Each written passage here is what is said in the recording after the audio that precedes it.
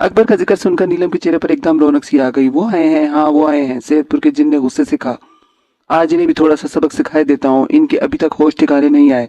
मेरे अकबर को कुछ ना कहना, वरना मैं याद रखो मैं खुदकुशी कर लूंगी। नीलम ने बड़े जज्बाती लहजे में कहा और बेड से उठकर खड़ी हो गई।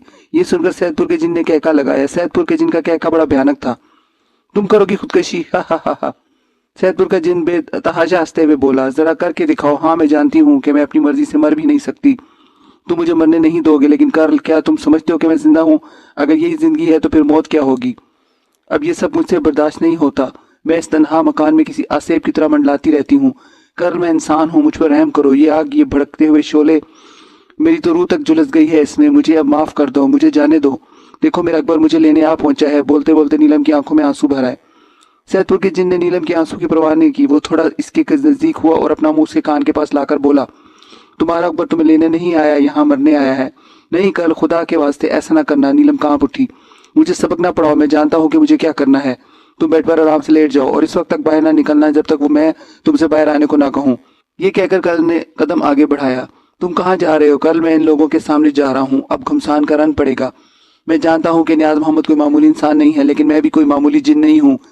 बहुत जबरदस्त हूँ। अब जबरदस्त का जेर दस्त से मुकाबला है, लेकिन तुम फिक्र ना करो, मुझे कुछ नहीं होगा। वो मेरा बाल भी बेका नहीं कर सकेगा। यहाँ से रोता हुआ भागेगा। मैं जा रहा हूँ, तुम कमरे में आराम करो। ये कहकर सैदपुर का जिन कमरे से निकल गया। जाते वो दरवाजा भी बंद कर गया। नीलम तड़प कर दरवाजे तक आई। इसने हैंडल घुमाकर दरवाजा खोलना चाहा, लेकिन वो ना खुला। सैदपुर का जिन बाहर निकलते निकलते दरवाजा मुकफल कर गया था। इस वक्त इसकी बहुत बुरी हालत थी। दिल में तूफान उठ रहा था। ऐसे लगता था जैसे दिल फट जाएगा। नीलम अब कमरे में तनहा रह गई थी। आंखों में आंसू उमड़ उमड़ कर आ रहे थे। इसके जिस्म पर लर्जिश तारी थी। इसका जी चाह रहा था कि वो खूब फूट फूट कर रोए। अकबर इसी घर के अहाते में था। वो इससे मिल नहीं सकती, इसे एक नजर देख नहीं सकती। ये कैसी बेबसी थी, ये कैसी कैद थी। या अल्लाह मुझ पर रहम कर। इसके हाथ बेख्तियार दुआ के लिए उठ गए। आंसू भरी आंखों और दुखे हुए दिल से इसने अल्लाह को पुकारा। इसने तड़प तड़प कर सिसक सिसक कर अपनी रिहाई की दुआ की। ए अल्लाह मुझे इस जिन से निजात दिला दे, मुझे मेरे शोहर से मिला दे। ए अल्लाह मुझ पर रहम कर। दुआ मांगते मांगते इसकी आंखों में गनुदगी उतरने लगी। इसी तरह रोते रोते दुआ मांगते सो गई। सैदपुर का जिन नीलम के कमरे से निकलते ही काला बिल्ला बन गया।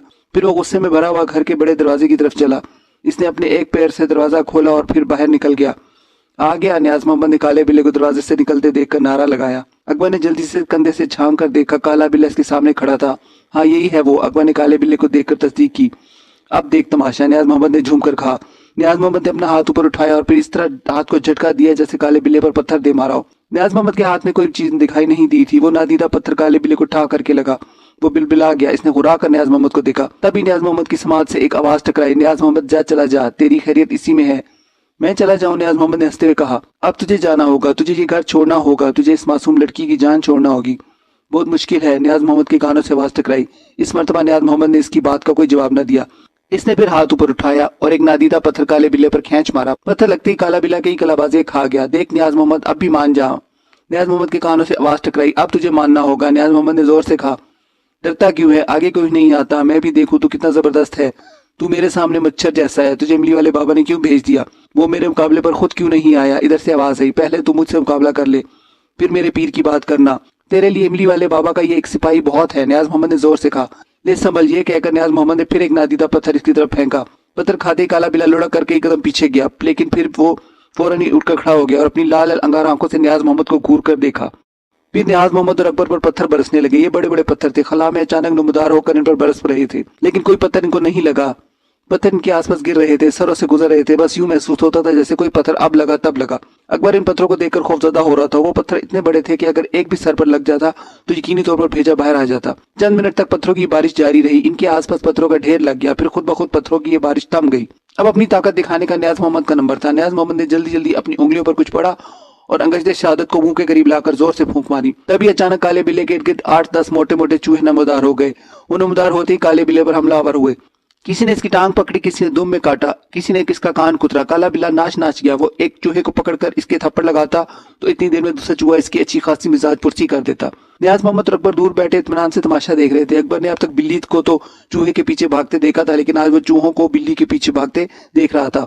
और मजे की बात यह थी कि ये चूहे बिल्ले से खौफजदा ना थे, बल्कि काला बिल्ला इनसे खौफजदा था। चूहे इस पर बढ़ बढ़कर हमला कर रहे थे। काला बिल्ला कहीं कहीं से जख्मी हो गया था। इसके जिस्म से खून बहता दिखाई दे रहा था। काले बिल्ले के पंजे में जो भी चूहा आता वो इसे पकड़कर भंपोड़ देता, इसकी गर्दन दबोच लेता। अब तक इस तरह वो कई चूहे खत्म कर चुका था। जब आखिरी में 2-3 चूहे रह गए तो वो अपनी जान बचाकर इधर उधर पौधों में घुस गए। काला बिल्ला चूहों के भाग जाने के बाद अपने पांव फैलाकर बैठ गया और अपने रस्ते जख्मों को अपनी लंबी और सुर्ख जुबान से चाटने लगा। जैसे जैसे वो चाटता जाता है वैसे वैसे इसके जख्म भरते जाते।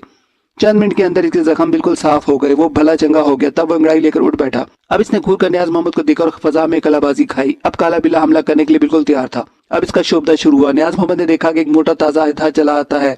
वो जोर से फंकार रहा था और जहां जहां इसकी फंकार पड़ती घास जलकर राख हो जाती। अकबर ने नियाज मोहम्मद के कंधे से उचक कर अजदे को देखा तो इसके छक्के छूट गए। वो नियाज मोहम्मद के कान में आहिस्ता से बोला, बाबा वो अजदा, हाँ मैं देख रहा हूँ, तुम परेशान मत हो, ये हमारा कुछ नहीं बिगाड़ सकता। नियाज मोहम्मद की नजरें बददस्तूर इस अजदे पर जमी हुई थी। अजदा नजदीक से नजदीक तर होता जा रहा था। बाबा इस फंकार से तो घास भी जल रही है, कोई बात नहीं, तुम डरो मत, मैं आगे हूँ, पहले ये मुझे नुकसान पहुंचाएगा फिर तुम तक पहुंचेगा। नियाज मोहम्मद ने बड़े इत्मीनान से कहा। अब अजदा इनसे सिर्फ 7 फुट के फासले पर रह गया था। फिर जाने क्या हुआ कि वो एकदम रुक गया। ऐसा महसूस हुआ जैसे इसके आगे कोई दीवार आ गई हो। वो दाएं जाने मुड़ गया और वो इनकी चारों तरफ घूम रहा था, लेकिन 7 फुट दूर था। वो अजदा जैसे जैसे घूमता जाता वैसे वैसे नियाज मोहम्मद भी घूमता जाता। नियाज मोहम्मद के पीछे अकबर भी घूम रहा था। हाँ भाई अकबर, अब तो डर नहीं लग रहा? नियाज मोहम्मद ने हंसकर पूछा। नहीं बिल्कुल नहीं, अकबर बड़े इत्मीनान से बोला। इसका क्या हशर करूं? नियाज मोहम्मद ने पूछा। इसका मुंह रगड़ दें, अकबर ने गुस्से में कहा। मुंह रगड़ दूं या जलाकर राख कर दूं? नियाज मोहम्मद ने पूछा। ये तो और भी अच्छा होगा, अकबर खुश होकर बोला। तो फिर देख तमाशा। नियाज मोहम्मद ने यह कहकर अपना एक हाथ ऊपर उठाया और गुस्से से बोला, जल जा। नियाज मोहम्मद की जुबान से भी ये लफ्ज अदा ही हुए थे कि इस अजदे में आग लग गई। यूं महसूस हुआ जैसे अजदे के जिस्म पर पेट्रोल डालकर आग लगा दी हो। आनन फानन इसका जिस्म जलकर राख हो गया। नियाज मोहम्मद ने मुड़कर अकबर को देखा। अकबर ने खुश होकर कहा, बहुत अच्छा। काला बिल्ला अपना शोभा दिखा चुका था, अब नंबर था नियाज मोहम्मद का। नियाज मोहम्मद ने अपनी ताकत का मुजाहरा करने से पहले अकबर से पूछा, क्या चाहते हो? इस खबीज काले बिल्ले की पिटाई? अकबर ने फौरन कहा। लेकिन फिर अकबर का ख्याल आया कि इस बिल्ले पर लाठी तो असर करती नहीं। सैदपुर में जब इस पर लाठी बरसाई गई थी तो लाठी के 2 टुकड़े हो गए थे। इसका कुछ नहीं बिगड़ा था। लेकिन बाबा इस पर लाठी तो असर करती नहीं। अकबर ने अपना खदशा जाहिर किया। क्यों नहीं करेगी? नियाज मोहम्मद ने बड़े यकीन से कहा। अच्छा, अकबर ने कहा। फिर बिस्मिल्लाह पीजिए। फिर नियाज मोहम्मद ने हाथ ऊपर किया तो इसके हाथ में एक मजबूत लाठी आ गई। ये अल्लाह की लाठी है, इसकी कमर के 2 टुकड़े कर देगी। जा इस खबीज की खबर ले। ये कहकर नियाज मोहम्मद ने इस लाठी को फिजा में उछाल दिया। जैसे ये लाठी इसकी कमर या सर पर लगती वो बिलबिला जाता और गुर्रा कर लाठी को पकड़ने की कोशिश करता। अब वो लाठी इस काले बिल्ले पर बरस रही थी। वो काला बिल्ला लाठी की जद से बचने के लिए इधर उधर छलांगे लगा रहा था। वो लाठी तड़ातड़ इस पर बरस रही थी। बस यूं महसूस होता था जैसे लाठी किसी के हाथ में हो और वो निशाना ले लेकर बिल्ले को मार रहा हो।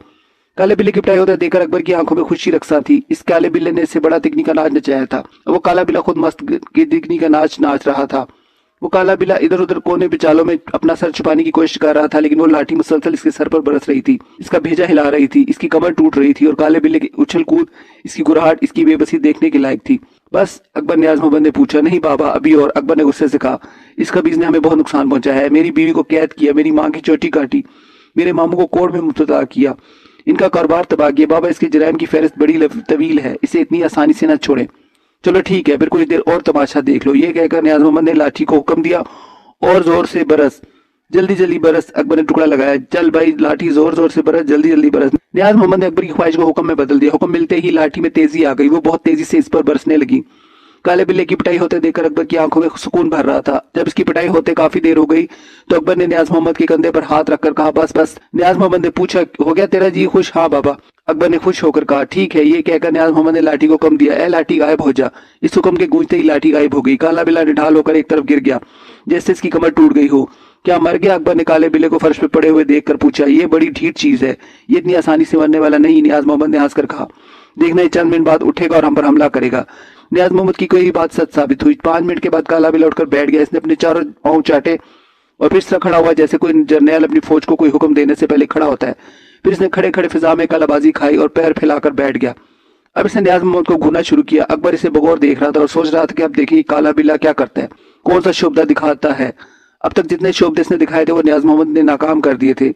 तब एक काला परिंदा इसके जिस्म से बरामद हुआ। अकबर ने देखा वो कौवे जैसा था, लेकिन इसके सर 2 थे और इसके पंजों में कोई चीज दबी हुई थी।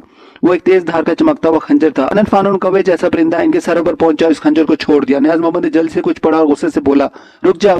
वो खंजर इनके सरों पर 7 फुट ऊपर खला में मुअल्लक हो गया। वो खंजर इतना बड़ा और तेजदार था कि जिस्म के किसी हिस्से पर गिरता फौरन बेबस हो जाता। वो कौवा इनके सर पर काए गए करता मंडलाता रहा। नियाज मोहम्मद ने फिर कुछ तेजी से पढ़ा और बोला, ए खंजर पलट। नियाज मोहम्मद की जुबान से अल्फाज अदा होते ही मुअल्लक खंजर में हरकत हुई। वो वापस उठा और सर पर मंडलाते कौवे के पीछे इस तरह चला जैसे गाइडेड मिसाइल। फिर उड़ते कौवे के सीने में पेवस्त हो गया। खंजर के आर पार होते ही कौवा पट से जमीन पर गिरा और किसी बम की तरह फट गया, लेकिन आवाज कोई ना हुई, बस इसके चीथड़े उड़ गए। सैदपुर का जिन जो काले बिल्ले के रूप में बड़े इत्मीनान से बैठा कौवे को देख रहा था, इसे पूरी उम्मीद थी कि चंद लम्हों में नियाज मोहम्मद का काम तमाम हुआ, लेकिन जब इसने अपने कौवे के चीथड़े उड़ते देखे तो खुद उठकर खड़ा हो गया। इसे मालूम था कि अब नियाज मोहम्मद की बारी है, इधर से कोई ऐसी मुसीबत नाजिल होगी कि वो परेशान हो जाएगा। वो अपने कान खड़े करके नियाज मोहम्मद को देखने लगा। नियाज मोहम्मद ने तेजी से कुछ पढ़ा और अपनी अंगश्ते शहादत पर जोर से फूंक मारी। इस फूंक के साथ ही अंगश्ते शहादत से धुएं का एक मुरगोला निकला। इस मुरगोले के बादल से एक काला कुत्ता बरामद हुआ। ये काला कुत्ता गधे जितना था। इसकी जुबान 1 फुट बाहर लंबी निकली हुई थी। इसके बड़े बड़े नुकीले दांत जबड़ों से झांक रहे थे। इस काले कुत्ते ने जोर से छलांग लगाई और काले बिल्ले की तरफ चला। काला बिल्ला इसे देखकर एकदम सहम गया। ये क्या मुसीबत इस पर नाजिल हो गई, लेकिन वो हिम्मत हारने वाला न था। इससे पहले कि वो काला कुत्ता इसकी गर्दन दबाता, काले बिल्ले ने एक छलांग लगाई और इस गमले पर चढ़ गया जो एक रस्सी से लटका हुआ था। अब वो गमला झूल रहा था। गमले की रस्सी फौरन टूट गई। वो गमले के साथ धाड़ से जमीन पर गिरा। काला बिल्ला गमले पर चढ़ तो गया, लेकिन इसे अंदाजा ना हुआ कि इसमें वजन कितना है। इसे जमीन पर गिरते देखकर काले कुत्ते ने इस पर फौरन हमला कर दिया। काला बिल्ला भी चौकन्ना था। वो जमीन पर गिरते ही उठा और काले कुत्ते की गिरफ्त में आने से पहले ही झुकाई देकर भाग खड़ा हुआ। अब काला बिल्ला आगे आगे और काला कुत्ता पीछे पीछे। ये लोग लॉन के दरमियान बैठे थे। कुत्ते और बिल्ले के दरमियान रेस लगी थी। दोनों एक दूसरे के पीछे भाग रहे थे। काला बिल्ला पौधों के दरमियान छुप रहा था, लेकिन कुत्ता इसे ढूंढ कर निकालता। ये खेल काफी देर जारी रहा। फिर एक लम्हा ऐसा आया कि काले कुत्ते ने इस पर झपटा मार दिया। अकबर ने देखा कि काले बिल्ले के एक कान से खून निकलने लगा है। इसका आधा कान कुत्ते ने उड़ा दिया। बाबा, इस काले बिल्ले का दूसरा कान भी कटना चाहिए। इसने कई इंसानों के कान काटे हैं। अकबर जोश में बोला। नियाज मोहम्मद इसकी बात का कोई जवाब न दिया। अलबत्ता कुत्ते को हुक्म दिया, दूसरा कान भी काटो। काले कुत्ते ने भागते बिल्ले को फिर दबोच लिया और इस मरतबा इसका दूसरा कान भी काट लिया। काले बिल्ले के दोनों कानों से खून जारी हो गया। वो तेजी से मकान के अकब की तरफ भागा। कुत्ते ने इसका पीछा किया, फिर वो दोनों आंखों से ओझल हो गए। नियाज मोहम्मद ने अपनी आंखें बंद कर ली, लेकिन जैसे वो आंखें बंद करके कुछ देखने की कोशिश कर रहा हो, अकबर का ख्याल था कि काला कुत्ता इस सैदपुर के जिन को देखकर मकान के अकब से फिर मैदान जंग में ले आएगा। लेकिन ऐसा ना हुआ। कई मिनट गुजर गए। तब इसने बेचैनी से नियाज मोहम्मद से पूछा, क्या हुआ बाबा, किधर गया वो खबीज? वो पीछे आम के दरख्त पर घट चढ़ गया है और अपने पैरों से अपने कानों से बहने वाले खून को साफ कर रहा है। नियाज मोहम्मद ने आंखें बंद किए बताया। और वो काला कुत्ता? अकबर ने पूछा। वो किधर गया? वो दरख्त के नीचे बैठा है, इसके आने का मुंतजर है। नियाज मोहम्मद ने बताया। बाबा, क्या आपको नीलम भी दिखाई दे रही है? हाँ, मैं इसे देख रहा हूँ। वो बेड पर बैठी हुई है। बाबा, इसे कमरे से बाहर बुलाएं। नीलम को कमरे से बाहर बुलाना कोई मुश्किल काम नहीं, लेकिन अभी मैं नहीं चाहता हूँ। क्यों बाबा? अकबर ने बेकरारी से पूछा। अभी से बाहर बुलाया है तो नुकसान का एहतमाल है। मैं जल्दबाजी में काम खराब करना नहीं चाहता। तुम जरा आराम से बैठो और देखते जाओगे क्या होता है। नियाज मोहम्मद ने इसे समझाया। बाबा, क्या मैं कोई अच्छी उम्मीद रखूं? हाँ, क्यों नहीं। अच्छी उम्मीद न रखने की क्या वजह है? ये जिन अभी तक किसी के काबू में नहीं आया, अब आ जाएगा। नियाज मोहम्मद ने बड़े यकीन से कहा। अव्वल तो मैं इसके लिए बहुत हूँ। अगर मुझसे कहीं चूक हो गई तो फिर पीर साहब से मदद ली जाएगी। आपका मतलब है कि इमली वाले बाबा? हाँ, मेरा यही मतलब है। नियाज मोहम्मद ने कहा। अच्छा, अब खामोश हो जाओ। वो इस खबीस ने दरख्त से मकान की छत पर छलांग लगाई है। वो चंद लम्हों में सामने जाहिर होने वाले हैं। और वो कुत्ता, इसे मैंने गायब कर दिया। इसका काम खत्म हुआ। अब क्या होगा? अब जो कुछ होगा वो तुम्हारे सामने आ जाएगा। लेकिन एक बात मैं तुम्हें जरूर बताना चाहता हूँ। जी फरमाएं। हमें अब बहुत होशियार रहने की जरूरत होगी। यूं समझो कि अब हम पुलसरात पर खड़े हैं। हमारी जरा सी भी भूल हमें कोई बड़ा नुकसान पहुंचा सकती है। क्या वो खबीजा मुझ पर हमला करेगा? अकबर ने घबरा कर पूछा। इसमें इतनी जरूरत नहीं कि तुम पर हमला करे। मैं जब तक तुम्हारे साथ हूँ और बाबा की निशानी तुम्हारे बाजू पर बंदी है, इस सैदपुर का जिन तुम्हारा कुछ नहीं बिगाड़ सकता। अभी वो दोनों बातें ही कर रहे थे कि अचानक किसी ने बाहर के गेट पर खटका किया। ये इस वक्त गेट पर कौन आ गया? नियाज मोहम्मद ने कोई जवाब ना दिया। शायद वह कुछ पढ़ने में मसरूफ था। फिर वो गेट जो अंदर से बंद था खुद ब खुद खुला और गेट के अंदर कोई दाखिल हुआ। अकबर इन्हें देखकर बेकरार हो गया। इसने खुशी से उठकर भागना चाहा। अरे मामू आप! नियाज मोहम्मद ने फौरन अकबर का हाथ पकड़ लिया और गुस्से से बोला। क्या करता है? वो मामू फुरकान आए हैं। कोई नहीं है, ये वही खबीस है, सैदपुर का जिन। ये लोग शक्ल बदलने के माहिर होते हैं। बेवकूफ, अभी तुझे समझाया था कि बहुत होशियार रहना होगा, लेकिन तू फौरन ही भूल गया। माफ करना बाबा, गलती हो गई। काले बिल्ले ने गेट के ऊपर जाहिर होकर जमीन पर छलांग लगाई और 9 फुट के फासले पर नियाज मोहम्मद के सामने आकर खड़ा हो गया। नियाज मोहम्मद, तू क्या चाहता है? सैदपुर के जिनकी आवाज नियाज मोहम्मद की समाज से टकराई। मैं जो चाहता हूँ इसे मैं पूरा कर के रहूंगा। तू बोल, तू क्या चाहता है? मैं ये चाहता हूँ नियाज मोहम्मद के तू यहाँ से चला जा। हाँ, मैं चला जाऊंगा। मैं यहाँ रहने नहीं आया, लेकिन मैं तुझे से इस घर को पाक करके जाऊंगा। तेरे सर से इश्क का भूत उतार कर जाऊंगा। इस मासूम बच्ची की जान छुड़ा कर जाऊंगा। तू बहुत भोला है। सैदपुर का जिन तंजिया हंसा। मैं बहुत भोला सही, लेकिन तू तो सियाना है। तू थक हार कर क्यों बैठ गया? मुझ पर हमला क्यों नहीं करता? नियाज मोहम्मद ने काले बिल्ले की तरफ देखकर कहा। मैं हमला जरूर करूंगा, तुझे छोड़ूंगा थोड़े ही। जिनकी बात नियाज मोहम्मद की समाज से टकराई। हाँ, मैं भी यही चाहता हूँ कि तेरी कोई हसरत दिल में ना रहे, इसीलिए मैं यहाँ आकर बैठा हूँ।